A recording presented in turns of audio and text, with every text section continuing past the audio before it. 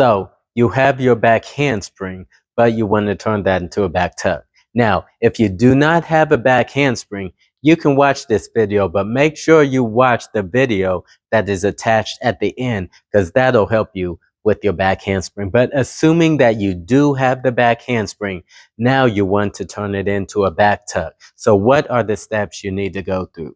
Well, first of all, you want to work on your rotation. Now, when I talk about your rotation, I'm talking about where your hips go all the way over the head back to the floor again. That complete rotation, we want to be able to get that very quickly, very efficiently to get a good back tuck. Because honestly, you can do a back tuck with a very, very small jump if you have good rotation. Now, probably one of the best drills to do to work on your rotation is called a flat back tuck roll. Now, you don't want to do a regular back roll because you can actually use your momentum going into that to get over your head.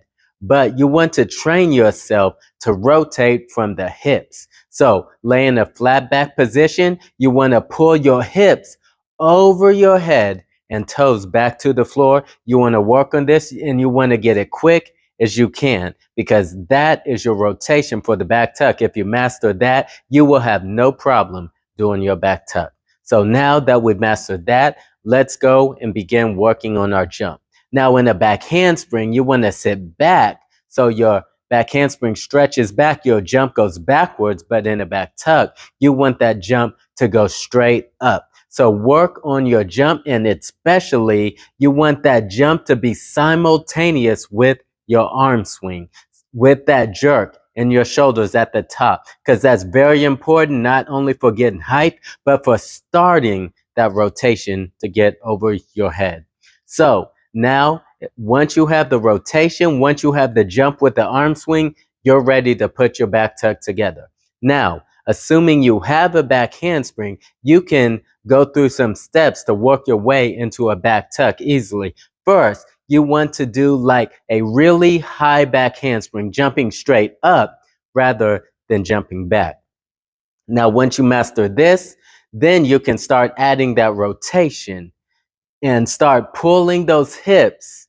So when you jump up really high, like you're about to do the high back handspring, you want to pull the hips over so you actually land on your hands and feet simultaneously at the same time. Now, once you have that, you can just start going straight for the feet. Now, I must say something about your rotation. When you do a standing back tuck, you do not want to go down and grab the knees.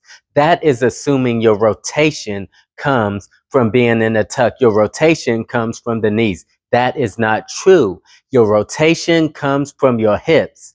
You do not want to go down and grab the knees because what that does, it forces you to drop your chest. You do not want to drop your chest. You want to rotate from the hips. So when you do your back tuck, you want to stretch up and pull the hips over your head as fast as you can and work on that until you can finally nail your back tuck.